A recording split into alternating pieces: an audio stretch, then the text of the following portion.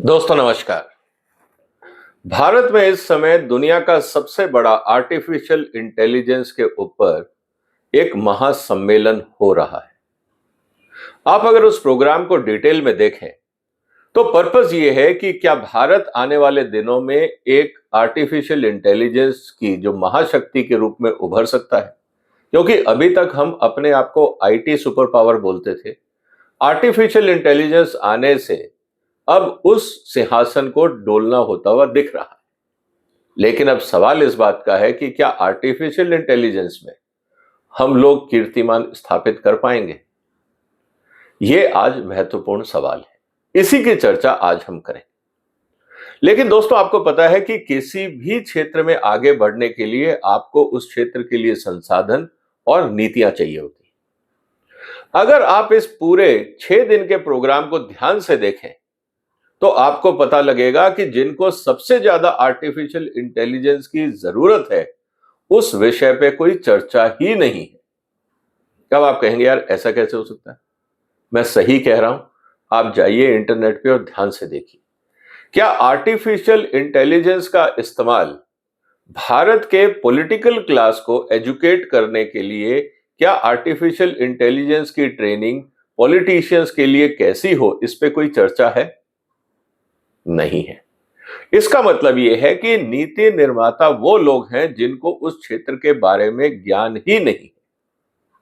अब हम चाहते हैं कि हम वर्ल्ड क्लास इंडस्ट्री बनाएं। अब जितने भी प्रपोजल आएंगे उसको आप कैसे एनालाइज करेंगे? पहली बात। दूसरा, आर्टिफिशियल इंटेलिजेंस के मामले में दुनिया के बाकी देश, यहां तक कि वहां की पार्लियामेंट्स में गंभीर चर्चा होती है।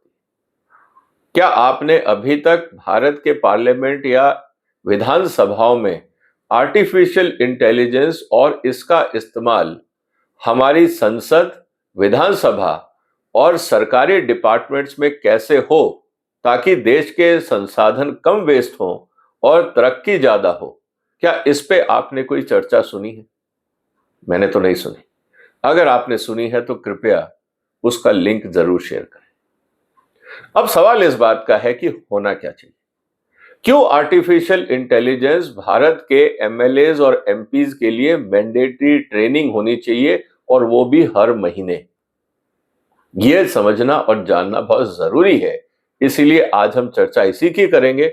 निवेदन है कि आप इस वीडियो को शेयर करेंगे, ज्यादा से ज्यादा लोगों तक पहुंचाएंगे, ताकि जो हमारे नीति निर्माता हैं हम उनसे भी निवेदन कर सकें कि भाई साहब आप भी पढ़ लीजिए, क्योंकि अगर आपने गलत नीति बनाई तो हमारे लिए मुश्किलें खड़ी हो जाएंगी और फिर उस गलत नीति को सुधारने के लिए कई सालों तक जद्दोजहद करनी पड़ती है। और जब गलत नीति बन जाती है तो उसमें बहुत सारे वेस्टेड इंटरेस्ट खड़े हो जाते हैं जो उस गलत नीति को बदलने ही नहीं देना चाहते। और ऐसा आज हमारे इकोनॉमी के हर क्षेत्र में हो रहा है, चाहे वो कृषि हो, चाहे वो ट्रांसपोर्ट हो, चाहे वो एजुकेशन हो, चाहे वो मेडिकल हो। हर जगह स्वार्थ हमारे कानूनों को और सिस्टम्स को खराब कर रहा है। इस बात को समझना होगा। इसीलिए अब क्यों जरूरी है इसकी चर्चा कर लेते हैं। दोस्तों, हिंदुस्तान में करीब 5000 लॉ मेकर्स हैं। अगर हम ज्यादा प्रिसाइज बात करें तो हम बात कर रहे हैं करीब 788 एमपीज हैं, 543 लोकसभा में और 245 राज्यसभा में, और पूरे देश में करीब 4123 एमएलएस हैं। इसका मतलब यह है कि अगर हिंदुस्तान को सही दिशा देनी है तो इन 5000 लोगों की ट्रेनिंग मैंडेटरी होनी चाहिए। जिस क्षेत्र में आपको सुधार करना है, पहले इन 5000 व्यक्तियों की ट्रेनिंग मैंडेटरी की जाए, उसके बाद कानून बनाया जाए, उस पर चर्चा हो, ताकि इस देश के लिए सही कानून निकल के आए। आज भी जो संसद में कानून पेश हो रहे हैं, जो बिल पेश हो रहे हैं, वो इतने डिफेक्टिव हैं। हम 2026 में 1970 की बात कर रहे हैं। टेक्नोलॉजीज बदल गई, काम करने के तरीके बदल गए, लेकिन हमारे कानून नहीं बदले। और जो हम रिफॉर्म्स की बात कर रहे हैं, कभी कभी लगता है क्या ये सिर्फ खाना पूरी है, क्योंकि जमीनी हकीकत में तो प्रॉब्लम्स और बढ़ रही हैं, भ्रष्टाचार और बढ़ रहा है, और जो नए कानून आ रहे हैं उसमें भ्रष्टाचार करीब करीब चरम सीमा तक पहुंच जाएगा, क्योंकि इतने सारे प्रावधान हैं जिसका इंस्पेक्टर राज पूरी तरह से शोषण करेगा।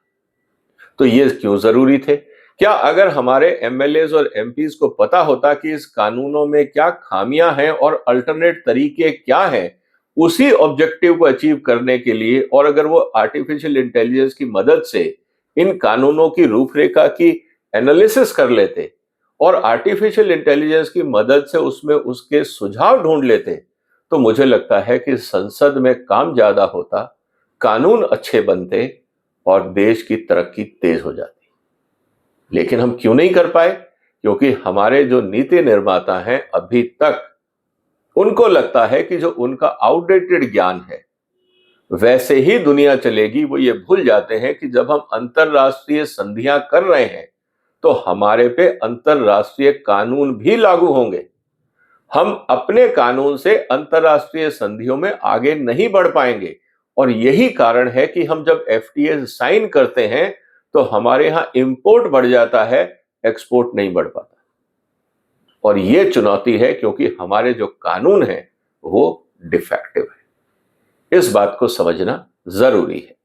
इसीलिए करीब 5,000 अगर हम एमएलए एमपीज की बात करते हैं तो उनके साथ काम करने वाले 5,000 सेक्रेटरीज, जो सीनियर सेक्रेटरीज, मैं जूनियर की बात नहीं कर रहा हूं, जो डायरेक्ट मंत्रियों को रिपोर्ट करते हैं, उन सभी अधिकारियों की भी आर्टिफिशियल इंटेलिजेंस में ट्रेनिंग होनी चाहिए, ताकि दोनों व्यक्तियों में, पॉलिटिशियन में और ब्यूरोक्रेट के बीच में एक अच्छा वार्तालाप हो, दोनों तथ्यों पे बात करें, और दोनों क्योंकि आर्टिफिशियल इंटेलिजेंस के ज्ञाता होंगे तो क्वालिटी ऑफ डिस्कशन बहुत अच्छा होगा। यह बात देश को लाभान्वित करेगी, इसको हमें समझना होगा। इसीलिए मेरा यह कहना है कि यह पॉलिटिकल नेसेसिटी हो गई है, अब यह लग्जरी नहीं रही। जैसे हम सोचते थे कि आईटी का हम क्या करेंगे, हमारा तो काम जनता के बीच में है, गरीबों के बीच में। आप गरीबों के लिए अच्छे तरीके से प्रोजेक्ट कैसे एग्जीक्यूट कर सकते हैं, आपके यहाँ पे जो टेंडर इश्यू हो रहे हैं उसमें घपले कम हो, उसके लिए आप टेंडर कैसे मॉडिफाई कर सकते हैं, ये सारी जानकारी आपको आर्टिफिशियल इंटेलिजेंस दे सकता है। क्या हम करना चाहते हैं वो सुधार? सवाल ये खड़ा होता है। इसका मतलब ये है कि जब हम आर्टिफिशियल इंटेलिजेंस की बात करते हैं और राजनीति की बात करते हैं तो 2-3 बातें समझना जरूरी है। आने वाले दिनों में हमारे पॉलिटिशियंस को ये बात समझ में आ जाएगी कि चुनावी भाषण उन्होंने नहीं भी दिया, उनकी भाषा में ऐसे बहुत सारे वीडियोस बन जाएंगे जिसमें पता लगेगा कि हमारे जो क्षेत्र के नेताजी हैं, एमएलए और एमपी हैं, वो एक भाषण ऐसा दे रहे हैं जो उन्होंने कभी दिया ही नहीं, उस सब्जेक्ट का उनको ज्ञान ही नहीं, और हो सकता है कि कंट्रोवर्शियल हो, ताकि उनका वोट बैंक बिगड़ जाए। आर्टिफिशियल इंटेलिजेंस ये रास्ते भी खड़े करेगा। इसलिए उनके लिए चुनौतियां हैं अपनी कुर्सी बचाना, क्योंकि एक बार आर्टिफिशियल इंटेलिजेंस के माध्यम से गलत वीडियो हो गया और जनता बिगड़ गई या इरिटेट हो गई और चुनाव नहीं देने का वादा कर लिया, उसके बाद नेताजी कितनी भी दलीलें देते रहे कि नहीं ये फेक था, ये सही नहीं था, वगैरह वगैरह वगैरह, कोई नहीं सुनेगा, तब तक डैमेज हो चुका होगा। इस बात को समझना। दूसरा, हम बात कर रहे हैं इन्वेस्टमेंट्स और फाइनेंशियल मार्केट। हिंदुस्तान में क्यों इन्वेस्टमेंट नहीं आ रहा? कौन सा कानून खराब है? अगर इसकी जानकारी हमारे एमएलए और एमपीज को होती कि हमारे यहाँ एफडीआई लाने के लिए हमारे कानूनों में क्या बदलाव होना चाहिए, आर्टिफिशियल इंटेलिजेंस इसकी जानकारी उनको दे देता। अभी तो वो पूछते ही नहीं है किसी से। अब सवाल इस बात का है कि इतना अगर सुविधा है तो क्यों ना उनकी ट्रेनिंग की जाए। नेशनल सिक्योरिटी का मुद्दा है। हमें अगर पता लगता है कि हमारे आसपास किस तरह की चुनौतियां और क्या कानून और तैयारियां होनी चाहिए, काफी हद तक आर्टिफिशियल इंटेलिजेंस आपको गाइड कर सकता है। फिर आप संसद और विधानसभा में मीनिंगफुल डिस्कशन कर सकते हैं, कानून बना सकते हैं। वेलफेयर डिलीवरी की बात है, गरीबों के लिए क्या सही है। हम अपनी तरफ से 150 स्कीम, 200 स्कीम, 250 स्कीम चलाते रहते हैं, लॉलीपॉप बांटते रहते हैं, लेकिन उससे वेलफेयर नहीं होता। उन्हीं संसाधन में सबसे कम पैसा वेस्ट करके सबसे ज्यादा पब्लिक वेलफेयर कैसे किया जाए, अगर ये हमारे एमएलए एमपीज अगर आर्टिफिशियल इंटेलिजेंस से पूछते तो मुझे लगता है कि इनको बहुत अच्छे रास्ते मिल जाते, पैसा भी कम वेस्ट होता, लोग भी खुश होते और देश की तरक्की भी हो जाती। तो हमने क्यों ट्रेनिंग नहीं दी, ये भी बड़ा सवाल है। ट्रेड नेगोशिएशंस की हम बात कर रहे हैं। आज सबसे बड़ा सवाल इस बात को है कि अमेरिका के साथ जो हम ट्रेड डील कर रहे हैं, या यूरोप के साथ, या आने वाले दिनों में हम अलग अलग देशों के साथ जो ट्रेड डील कर रहे हैं, उसमें क्या सेफगार्ड होने चाहिए, कहां पे भारत को किन बातों का ध्यान रखना चाहिए, हमारे किसान नेताओं को क्या तैयारी करनी चाहिए, हमारी इंडस्ट्रीज को क्या तैयारी करनी चाहिए, और उसके लिए क्या क्या कानून बदलने चाहिए। अगर ये काम हमारे एमएलएज और एमपीज आर्टिफिशियल इंटेलिजेंस की मदद से करते तो हमें जो ट्रेड नेगोशिएशन करना पड़ता है वो और अच्छा होता और भारत के लिए लाभदायक होता। क्यों नहीं किया, ये अपने आप में एक सवाल है। हम बात कर रहे हैं एग्रीकल्चर की, एमएसएमईज की। आज किसान की समस्या बीज खाद नहीं है, आज किसान की सबसे बड़ी समस्या है आमदनी। हमें एग्रीकल्चर मार्केटिंग में क्या क्या रिफॉर्म करने चाहिए। क्या कृषि मंत्रालय आर्टिफिशियल इंटेलिजेंस से ये सवाल नहीं पूछ सकते थे? कौन कौन से हमारे अभी कानून है जो किसानों के लिए समस्या बने हुए हैं, क्या आर्टिफिशियल इंटेलिजेंस की मदद से इस पे कार्रवाई नहीं होनी चाहिए थी? क्यों नहीं हुए? क्योंकि शायद हमारे एमपीज और एमएलएज आर्टिफिशियल इंटेलिजेंस की इस ताकत को नहीं समझ पाए। इसीलिए समस्याएं आज भी हैं, और साधन होते हुए भी, तरीका है जानने का, वो होते हुए भी हम आगे नहीं बढ़ पा रहे, क्योंकि जो हमारे नीति निर्माता हैं उनके पास सही जानकारी नहीं। इस बात को भी समझना होगा। इसका मतलब यह है कि अगर लॉ मेकर खुद ही तैयार नहीं है तो ये खुद अपने आप में एक रिस्क है। हमारे एमएलएज और एमपीज खुद अपने आप में एक समस्या बन जाएंगे। समाधान नहीं दे पा रहे, इसीलिए वो समस्याएं हैं, और समाधान उनके पास था क्योंकि उन्होंने सीखा नहीं, इसीलिए समाज में समस्याएं बढ़ रही। इस बात को समझना होगा कि जो आर्टिफिशियल इंटेलिजेंस है जिसकी आज भारत मेजबानी कर रहा है, हमारे एमएलएज और एमपीज के लिए बहुत इंपॉर्टेंट टूल है। इसको नेगेटिव ना लेकर इसको अपनी शक्ति के रूप में देखें तो मुझे लगता है उनके लिए बहुत अच्छा होगा। तो सबसे इंपॉर्टेंट बात क्या आती है दोस्तों, कि हमें कैपेसिटी बिल्डिंग जरूरी है, सिर्फ कहने से नहीं होगा। एक लेक्चर देने की आर्टिफिशियल इंटेलिजेंस जरूरी है, इससे काम नहीं चलेगा। हमारे एमएलएज एमपीज की रेगुलर ट्रेनिंग जरूरी है, क्योंकि आर्टिफिशियल इंटेलिजेंस हर महीने बदल रहा है, नए साधन आ रहे हैं, नए तरीके आ रहे हैं, और जितना हमारा पॉलिसी मेकिंग एनवायरनमेंट सक्षम होगा, देश उतना लाभान्वित होगा। अब 5 कारण पे हम और आते हैं कि खासकर एमएलएज के लिए क्या जरूरी है। प्रोटेक्टिंग इलेक्टोरल इंटीग्रिटी, आपकी फैब्रिकेटेड स्पीच, मैनिपुलेटेड वीडियोस और miss information at large scale through social media, ये जब होगा तो हमारे पॉलिटिशियंस का क्या होगा, आप सोच सकते हैं। इसका मतलब जो आर्टिफिशियल इंटेलिजेंस की लिटरेसी है वो अपनी कुर्सी बचाने में भी काम आएगी, इसको भी नेताओं को समझना होगा। इसके अलावा हम बात कर रहे हैं, पार्लियामेंट में चर्चाएं करते हैं कि हमें ग्लोबल महाशक्ति बनना है, सब कुछ होना है, लेकिन हम दुनिया भर से ट्रेड कर रहे हैं। उनकी ताकत क्या है, हमारी क्या है, कहां पे नेगोशिएशन में क्या होना चाहिए, नहीं होना चाहिए। अगर संसद और विधानसभाओं में इस पे चर्चा हो तो मुझे लगता है कि देश की तरक्की होगी। इसीलिए हमारे एमपीज को ये समझना जरूरी होगा कि जो टेक्नोलॉजी क्लॉज है ट्रेड डील में वो क्या है, questions on data sharing provision जैसा महत्वपूर्ण मुद्दा, उससे भारत में क्या असर आएगा, और जो हमारी स्ट्रेटेजिक ऑटोनॉमी की हम बात कर रहे हैं वो हम कैसे इंश्योर करें। क्योंकि अगर भारत सरकार कोई भी एग्रीमेंट लाती है या कानून लाती है, अगर हमारे एमएलएज और एमपीज उसका अगर आर्टिफिशियल इंटेलिजेंस से एनालिसिस करते तो संसद में जो चर्चाएं होती हैं और जो सुझाव होते हैं वो और ज्यादा अच्छे होते। सरकार के लिए मुश्किल हो जाता कहना कि ये डिफेक्टिव कानून क्यों लाया जा रहा है। तो मुझे लगता है कि जब अपोजिशन का दबाव पड़ता तो सरकार खुद ही आर्टिफिशियल इंटेलिजेंस की मदद से अच्छे कानून बना देती, तो संसद का टाइम वेस्ट नहीं होता, देश की तरक्की होती, पैसा भी वेस्ट नहीं होता। उसके बाद आती है नेशनल सिक्योरिटी की बात, जिसकी चर्चा हमें करनी पड़ती है। दुनिया आज बात कर रही है ड्रोन वेलफेयर की, cyber security, intelligence, border surveillance. अब इन सब के ऊपर आर्टिफिशियल इंटेलिजेंस है। अगर हमारा ये डेटा संसद और सांसद के बीच में होता और हम उसको ढंग से एनालाइज करके चर्चाएं करते तो शायद नेशनल सिक्योरिटी के लिए जो संसाधन चाहिए होते हम उसको ढंग से डिप्लॉय कर लेते। हम आज भी आउटडेटेड टेक्निक इस्तेमाल नहीं करते। इसका मतलब ये है कि हमें अगर आर्टिफिशियल इंटेलिजेंस की समझ नहीं है तो कहीं जाने अनजाने हम राष्ट्रीय सुरक्षा से भी खिलवाड़ कर रहे हैं, क्योंकि हमारे आउटडेटेड कॉन्सेप्ट्स हैं। आज आर्टिफिशियल इंटेलिजेंस की मदद से हमारे पॉलिसी मेकर्स लेटेस्ट कॉन्सेप्ट्स पे काम करते हैं जो देश के लिए अच्छा होता है। Avoid regulatory capture by big tech. अब सवाल इस बात का है, क्योंकि हमारे एमपीज और एमएलएज के पास आर्टिफिशियल इंटेलिजेंस की नॉलेज नहीं है, तो क्या होता है, जो हमारे कानून आते हैं वो इंडस्ट्री इन्फ्लुएंस होते हैं, जो वेस्टेड इंटरेस्ट की मैं बात कर रहा हूं, ये होना चाहिए, वो नहीं होना चाहिए। अब एमएलएज एमपीज तो लॉबी के चक्कर में फंस गए, डोनेशन भी चाहिए, लेकिन आर्टिफिशियल इंटेलिजेंस ये बता देता कि ये जो प्रावधान आप कर रहे हो ये गलत है और इसमें क्या कमियां है, इससे क्या नुकसान होगा, ये सब चीजें पता लग जाती। साथ में जो कमेटीज हैं वो आज डिपेंड करती हैं इंडिविजुअल ब्रीफिंग्स पे। आप आर्टिफिशियल इंटेलिजेंस की मदद से उसको सामने रखते और फिर इंडिविजुअल्स को लाते और जो आपने एनालिसिस किया था उसको आप और स्ट्रॉन्ग कर देते बेस्ड ऑन ग्राउंड रियलिटी, और आपको भी ये पता लग जाता है कि जो सामने रिप्रेजेंटेशन दे रहा है वो वेस्टेड इंटरेस्ट है या वास्तव में देश हित की बात कर रहा है।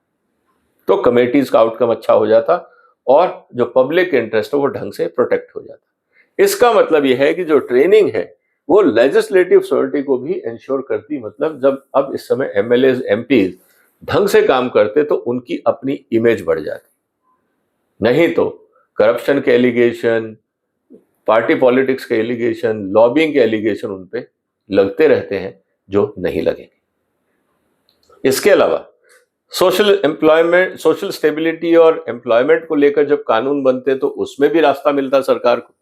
आईटी सर्विसेज में क्या बदलाव आएगा, एमएसएमई के लिए क्या करना है, मैन्युफैक्चरिंग में क्या करना है, एग्रीकल्चर और किसानों के लिए क्या करना है, इस पे भी चर्चा अच्छी हो जाती। इसका मतलब संसद अपने लेवल पे ही बगैर लोगों के सड़कों पे आए और किसान आंदोलन हुए, अगर आप उसको ध्यान से करते तो ये चीजें सामने आ जाती। तो डिजाइन, स्किलिंग, फिर रिफॉर्म्स और लेबर पॉलिसी और इनोवेशंस विदाउट जॉब डिसरप्शन, ये सब काम हो जाता।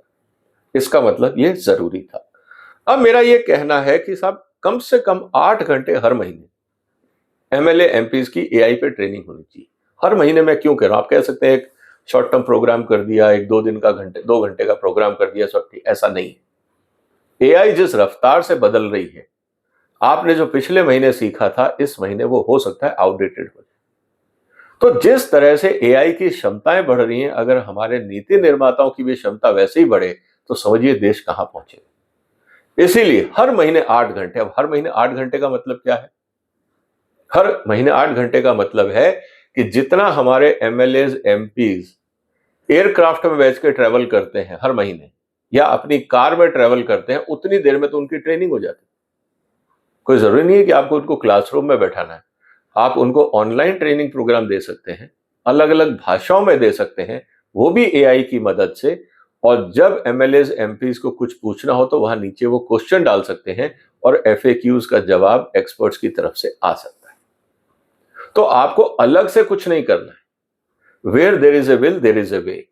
और किस एमएलए एमपी ने काम किया या ट्रेनिंग ली या नहीं ली, वो सब ट्रैकिंग आप डैशबोर्ड पे कर सकते हैं। तो ये संभव है, सस्ता है और जरूरी भी है। इसका मतलब ये है कि इससे जो होगा वो कंटिन्यूस अपडेट होगा, सेक्टोरल केस स्टडीज हम शेयर कर पाएंगे, सिक्योरिटी ब्रीफिंग होगी, लाइव डेमोन्स्ट्रेशन हम कर सकते हैं और इंटरनेशनल बेंचमार्किंग कर सकते हैं कि हम कहां हैं। This is structured leadership capacity building, not just academic. मैं इसको एकेडमिक नहीं बना रहा हूं, इसीलिए मैं कह रहा हूं कि ये जो पॉइंट है ये सब प्रैक्टिकल एस्पेक्ट्स हैं। अब प्रपोज स्ट्रक्चर क्या हो सकता है?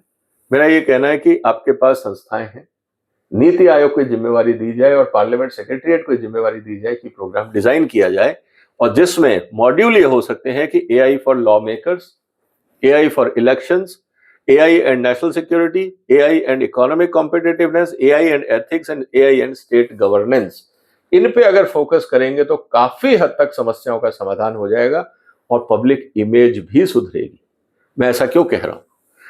Signal towards looking forward looking leadership, मतलब हमें जनता को लगेगा कि हमारे एमएलएज एमपीज अब आउटडेटेड नहीं है, वो हमारी बात को समझ पाएंगे और एनालाइज कर पाएंगे। यूथ का कॉन्फिडेंस एमएलएज पे बनेगा, इंडिया जो पोजीशन है वो इंटरनेशनल लेवल पे बढ़ेगा as a super power plus as a proper investment destination and bipartisan commitment to national interest भी सामने आएगा, क्योंकि एआई को नहीं पता कि आप कौन सी पॉलिटिकल पार्टी से, वो तो जो सच है वो सामने रख देगा।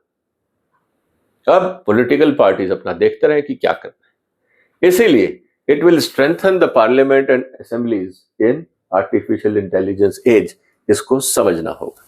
तो इसीलिए मेरा निवेदन यह है हमारे जो नीति निर्माता है उनसे कि जब आजाद हुआ था देश उस समय हम कॉन्स्टिट्यूशन पढ़ रहे हैं कि हमारा संविधान क्या कहता है, हम उसकी बात कर रहे हैं। 1991 में जब हमने इकोनॉमिक लिबरलाइजेशन किया तब हम बात कर रहे थे इकोनॉमिक लिटरेसी की, FDI, trade deficit, import export वगैरह। फिर 2010 में जब हमने इंटरनेट की बात करी लार्ज स्केल पे और अलग अलग जगह पे हमने डिजिटल इंडिया की बात करी, तो हमने डिजिटल लिटरेसी पे काम शुरू किया। फिर हम एप्स बनाने लगे, बाकी चीजें, ताकि जनता तक सुविधाएं पहुंचे। और आज हम बात कर रहे हैं एआई की, क्योंकि अब ये सब चीजें एसेंशियल होती जा रही। प्रॉब्लम क्या है कि हमारे पॉलिटिशियंस का इंतजार नहीं करेगी, MLAs, MPs, prime ministers, ministers का इंतजार टेक्नोलॉजी नहीं करती है।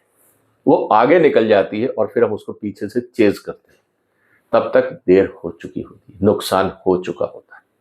यही फर्क है भारत और चीन के बीच में। उन्होंने सोच के काम शुरू कर दिया, हम आज सोच रहे हैं कि हमें क्या करना। वो जब वर्ल्ड लीडर बन गए, हम शुरुआत कर रहे हैं रेयर अर्थ पे। यह समस्या है क्योंकि हमारे यहाँ पे हमारी नॉलेज हम रेगुलर अपडेट नहीं करते हैं। तो इसीलिए मेरा ये कहना है कि अगर हमें दुनिया की एक बड़ी ताकत बनना है तो हमें डिजिटल गवर्नेंस और एआई एथिक्स पे काम करना होगा, ताकि पार्लियामेंट और एडमिनिस्ट्रेशन जो है वो एग्जाम्पल बन सके भारत की जनता के लिए और विदेशियों के लिए कि हिंदुस्तान का गवर्नेंस 140 करोड़ की आबादी, विकसित भारत में 165 करोड़ की आबादी, हम कैसे मैनेज करेंगे और एफिशिएंटली करेंगे। ये अगर सीखना है तो भारत से सीखो, और ये तभी होगा जब हमारे नीति निर्माता आर्टिफिशियल इंटेलिजेंस का इस्तेमाल करना सीखें। इसीलिए मेरा ये कहना है कि एआई ट्रेनिंग मैंडेटरी होनी चाहिए, ऑप्शन नहीं होना चाहिए, इररिस्पेक्टिव ऑफ एज, क्योंकि एआई में आप किसी भी भाषा में काम कर सकते हैं। आप ये नहीं कह सकते कि मैं तमिलनाडु का सांसद हूं तो मैं हिंदी में क्यों पढ़ूं। वो आपका पॉलिटिकल एजेंडा हो सकता है, लेकिन आप तमिल में भी एआई सीख सकते हैं। इस बात को हमें समझना। आपको क्या लगता है दोस्तों, क्या इससे देश का फायदा होगा? जो भी विचार हो कमेंट बॉक्स में लिखिए, इस वीडियो को शेयर करिए, इस चैनल को सब्सक्राइब करिए, सपोर्ट करिए। फिर मुलाकात होगी एक और महत्वपूर्ण मुद्दे के साथ। तब तक अपना ध्यान रखिएगा। फिलहाल वंदे मातरम।